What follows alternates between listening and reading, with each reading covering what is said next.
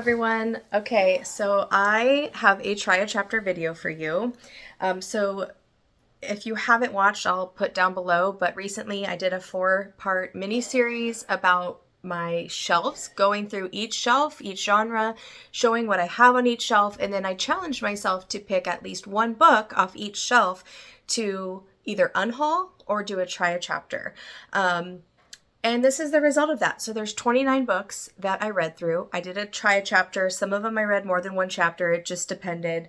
To kind of break it up into, stacks of books that I could read through, I think it was like 4 or 5 different times. So I didn't sit and read 29 first chapters. I kind of broke it up over the last few weeks. So I first took the 29 books and I put them in 2 different piles.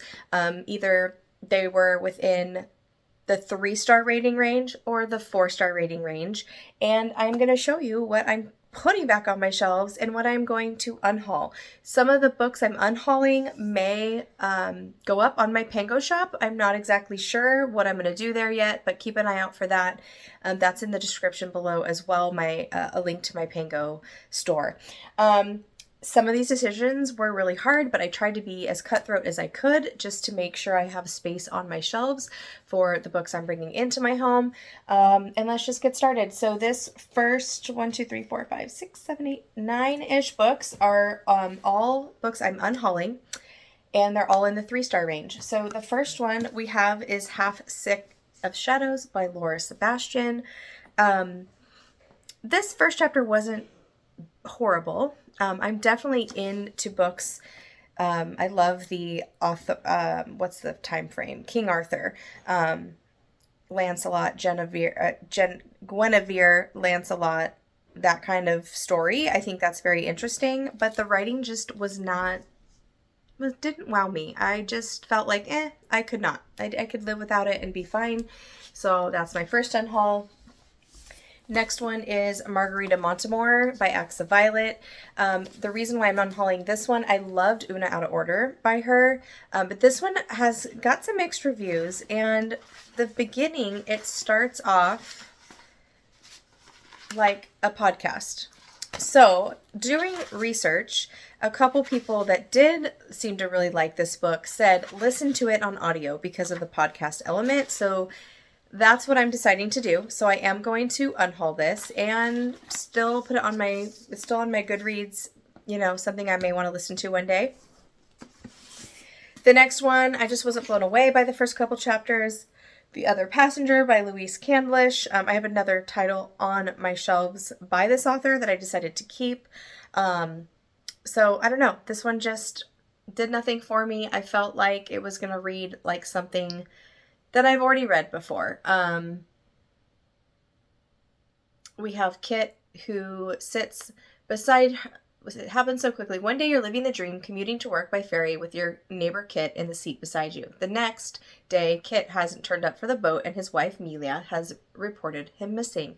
When you get off at your stop, the police are waiting. Another passenger saw you and Kit arguing on the boat home the night before, and the police say that you had a reason to want him dead. You protest. You and Kit are friends. Ask his wife. She'll vouch for you. And who exactly is the other passenger pointing their finger? What do they know about your lives?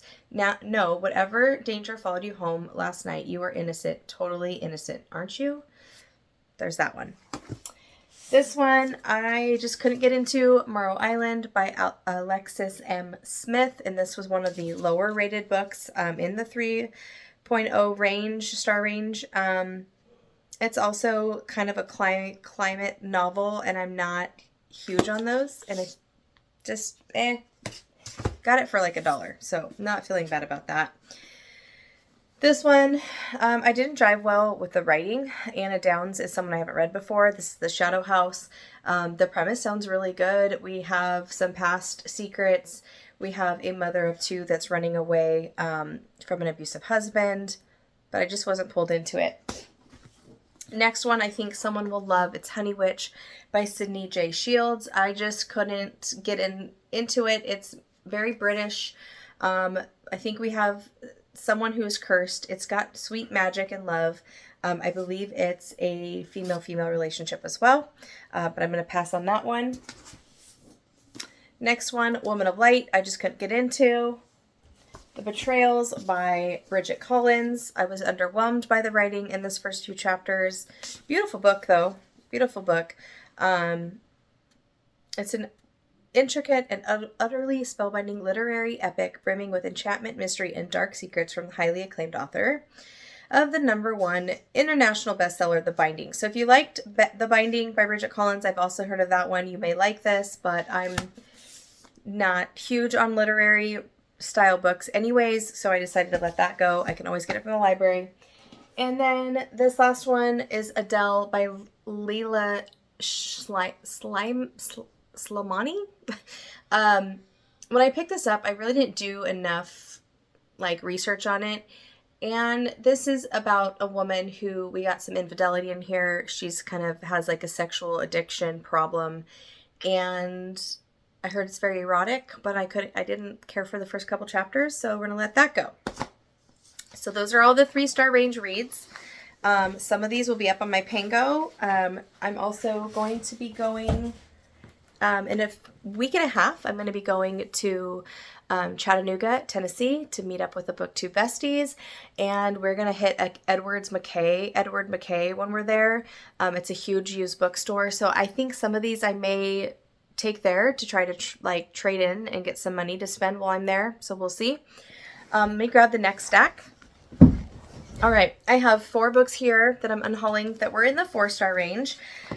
This one is Desolation Mountain, William Kent Kruger. I picked this up for free at an airport military room where we get to go while we wait for our flights. Perfect condition, but this is book number 17 in a series. So I'm not going to hold on to it. If I ever get to book 17, I will buy it again. But it's highly rated. It's supposed to be a really good series, but number 17, it's the Cork O'Connor mystery series. So I decided to let that go. This one's a very old copy. This is To Die For by Linda Howard. Short and sweet. It is rated in the 4-star range, like I mentioned, but I don't know. The first chapter, I think I read 2 on this one. The writing's kind of snarky, which is usually something I like. But I don't know. I could care less. I couldn't care. I didn't care. So it's going. Maybe it was my mood. I was kind of cutthroat, like I said. Next one. I actually really love this book. It's got the copy with the short, which just bugs me. I read it a long time ago. I don't necessarily need it on my shelves, but I did enjoy this. This has trigger warnings for infertility, just as a heads up. I gave this 4 or 5 stars when I read it, and it's in a really good condition. I just decided I want to keep it on my shelves because I've already read it. And then last but not least, what I'm unhauling is Foul Lady Fortune by Chloe Gong. This is in the same world as, These Violent Delights and Our Violent Ends. But this is a Book of the Month version copy. The other 2 I have aren't Book of the Month, so I'm going to go ahead and unhaul this. I haven't even read the first 2 to see if I even like it.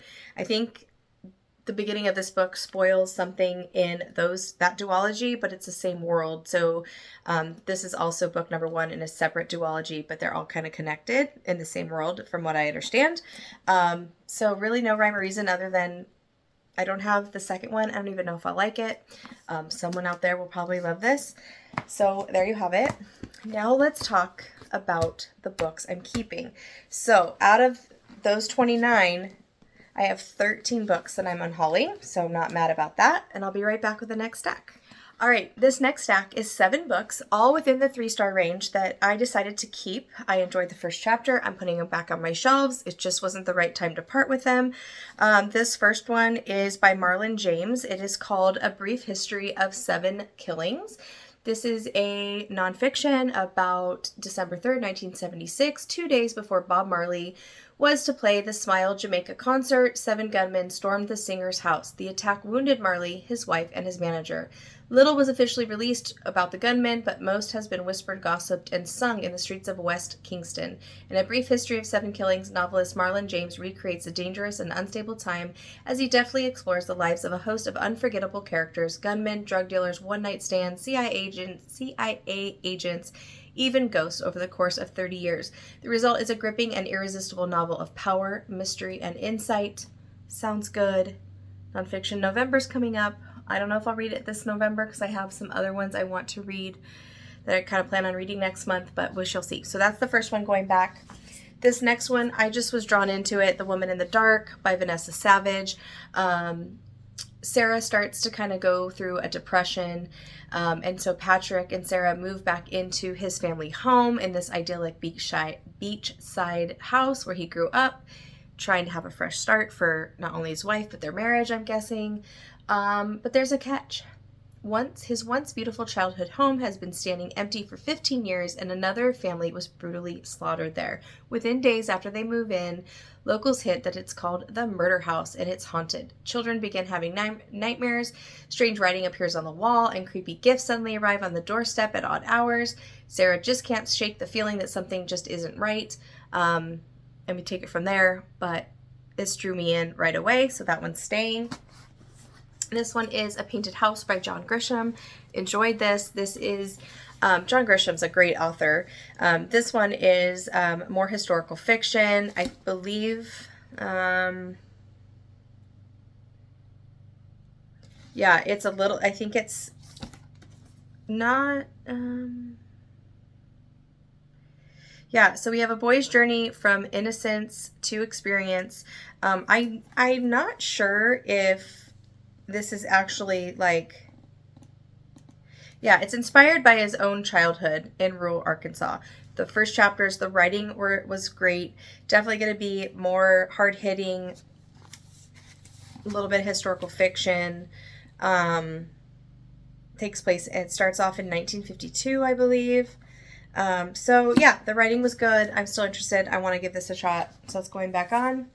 An American Marriage by Tayari Jones. I just, again, was hooked into the writing. This is a story about a couple that gets married, and I'm not sure exactly why, but the husband ends up going to jail, and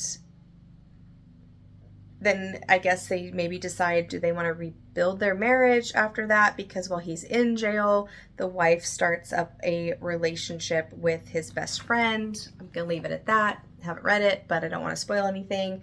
But this looks like it's going to be interesting to read. So I'm keeping that one. This next one is book one in the series, The Ice Princess by Camilla Lackberg. I'm keeping this. This is translated from Sweden, but I like the writing. I'm pulled in. It sounds super good. We're following Erica Falk. She returns to her tiny remote hometown in Sweden after her parents' deaths, only to encounter another tragedy, the suicide of her childhood best friend Alex. Erica finds Alex's body, and we're going to leave it at that. But I was intrigued, so that one's staying. The next one is The Devil of Nanking by Mo Hader, another book that has made me, the wheels in my brain start thinking about some 2026 channel ideas, some year-long challenges. This book is something that I've had physically on my shelf for, I don't know, like since 2016, I think. When is this? Take it, like one of the oldest books on my shelves, and it makes me want to. 2004 this came out. I've heard it's very dark.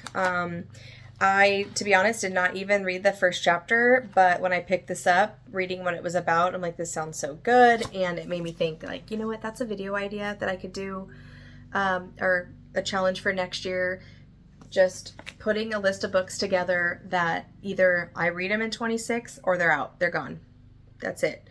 Books that have been on my TBR for years and years and years. So I don't know what that'll exactly look like, but I decided to keep that one.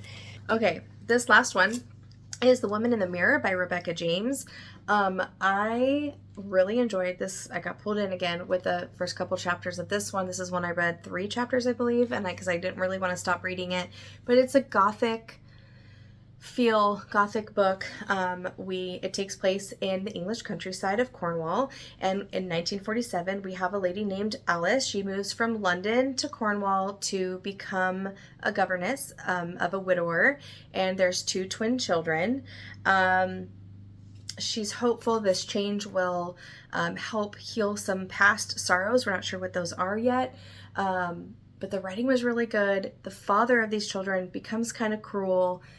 I'm sure something goes. I think this is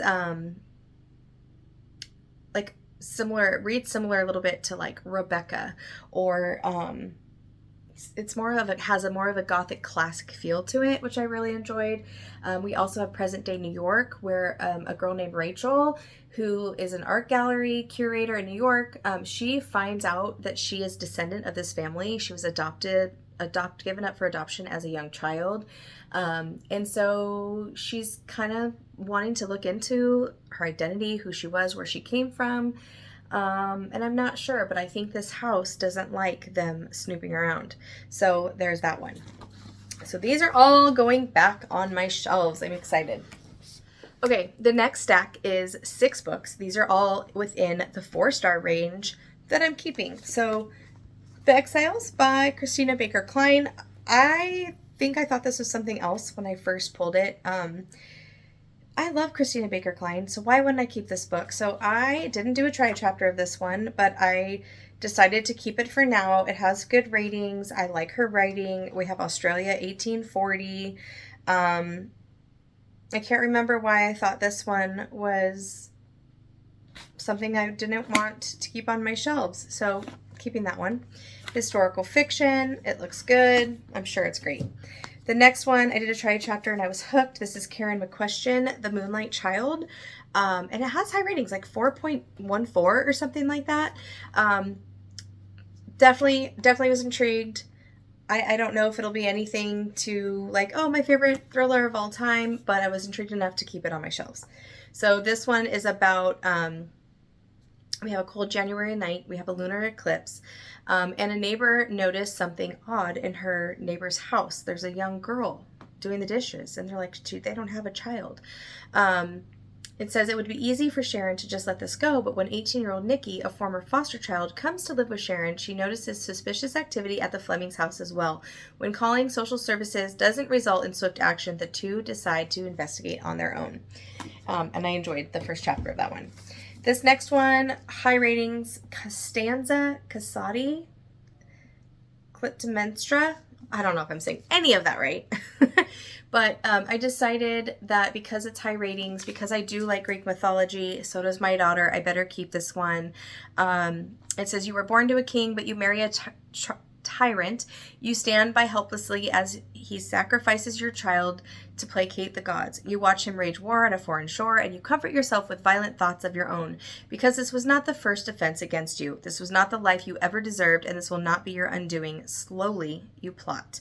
When your husband returns in triumph, you become a woman with a choice: acceptance or vengeance. Infamy follows both. So you bide your time and force the gods' hands in the game of retribution, for you understand something long ago that the others never did. If power isn't given to you, you have to take it for yourself. A blazing novel set in the world of ancient Greece and told through the eyes of its most notorious heroine, this is a thrilling tale of power and prophecies, of hatred and love, and of unforgettable queen who fiercely dealt out death to those who wronged her. So yes, please. This sounds good. I got a little bit overwhelmed already because this will be helpful when I really actually sit down to read it, but there's like a family tree and a cast of characters, so I'm thankful that's there. But when I was reading this, I was like, okay, this seems a little overwhelming. But then I read chapter 1 and I fell in love with the writing. It was only 4 pages. The chapters have titles, which is fun, so I decided to keep that one. Okay, this next one, The Bookwoman of Troublesome Creek. Originally, I took this off because I've read a similar story before. I cannot think for the life of me the title or the author, so I will put it here. But, so that's originally why I took it off, but it had high ratings. I like the writing. And then I got thinking, well, it's not like, that's like me saying, oh, I'm not going to keep this one on my shelf. It's World War II historical fiction, and I've read that before. Of course you have. So I'm keeping it. I'm keeping it. All right, next one, Daughter of the Moon Goddess by Sue Lynn Tan. Enjoyed the writing. This is a little bit of fantasy. I might have to make up these names in my head or listen to the audio because I cannot pronounce some of these names, which was a little bit of a hardship reading the first chapter.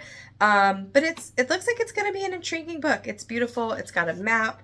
It's a romantasy as far as I can tell. It's a debut. We have Chinese moon goddess, a young woman's quest to free her mother pits her against the most powerful immortal in the realm. So I don't know. It sounds good. I like the writing so far. And I decided I want to keep it. That was one that was on the fence, but I decided to keep. And the last but not least of books, actually there's 3 more I'm keeping, but I've read them already. I decided I do want to keep them on my shelves, which I'll end with that. But this one is Little Doves by Sarah Ennis. I hate this cover. I truly hate this cover, which is why I'm like, you know what, maybe I'll just get rid of it. But no, I'm keeping it. So it just had too much in here that I feel like I'm going to love. So 20 years ago, so past and present timelines, we have Stacia King. Her sister was abducted, tortured, and killed. And now another girl has gone missing. I love that. I love a return home. I love a repeated situation. It takes place in Northern Virginia. Are these cases connected? Are they not connected? I love that. We also have a serial killer calling himself or herself the surgeon. And the surgeon isn't hiding in the shadows. They record the attacks and post them on social media with an invitation to watch as the assaults become more violent and more final. They're sending a message and demanding justice with a cryptic tagline, "Stop Sabine." I don't know who Sabine is, but I liked it. I like the writing. There's another book by this author called The Dollhouse that I really want to read, and they didn't have that, and they had this one, so that's what made me pick it up. I wonder if this is independently published. I think it is.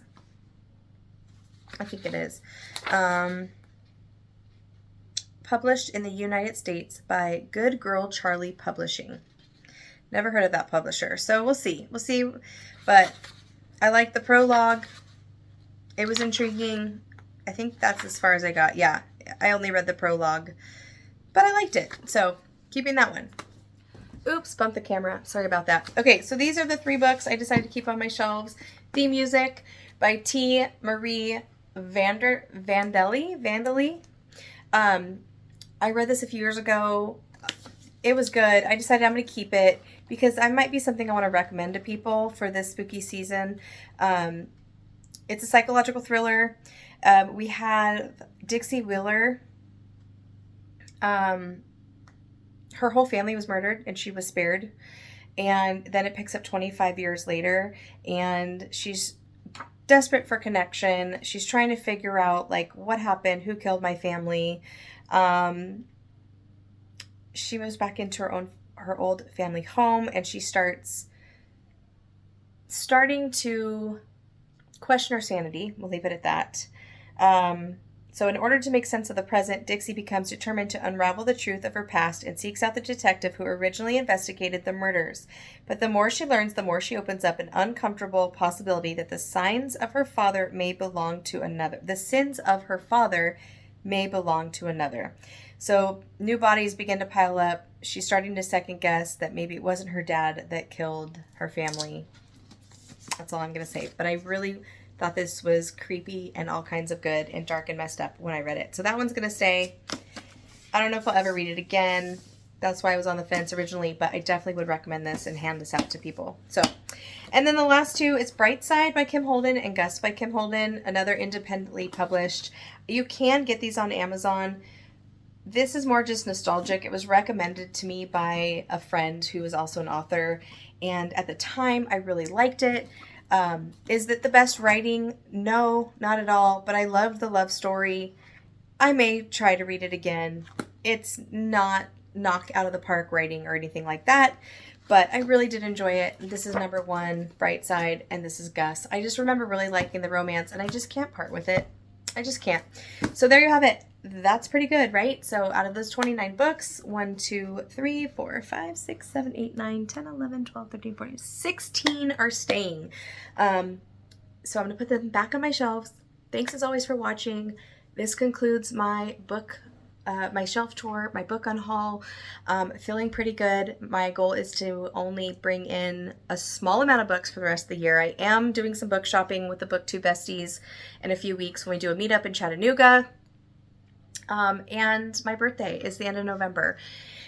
So I'm pretty sure there's going to be one more book haul this year, and then any kind of books I get for Christmas, which typically I do because everyone in my life knows how much I love books. I'll do that haul in January. But that's all I have for today.